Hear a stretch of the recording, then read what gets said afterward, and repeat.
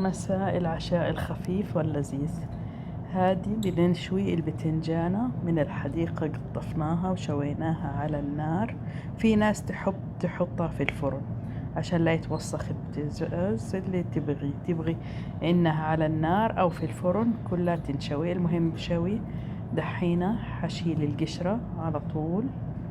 شوفي شلت القشرة خلاص. اول ما قطعت من عند راسها في السكينة لانها مرة حارة اتشالت القشرة.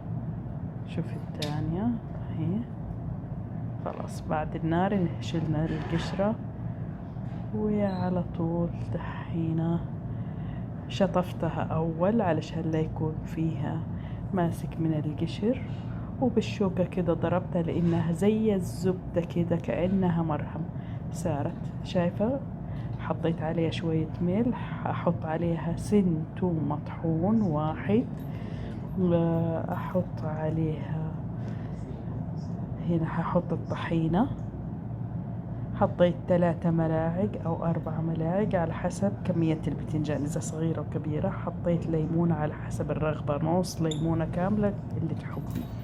طيب هحط موية حارة. الموية الحارة تخلي الطحينة بيضة وزي المرهم. دقيقة واحدة نقطة موية حارة. شوفي كيف مرهمتها على طول صارت ثك كده ولذيذة كأنها كريم. حطيت البتنجان اللي عليه الملح والثوم وأخلطهم كلهم مع بعض. وعلى طول شوفي كيف فرم بقدونس شوية، عندك كزبرة، عندك كمون تبغي تزيني أطرافها كده بطريقة تزيين.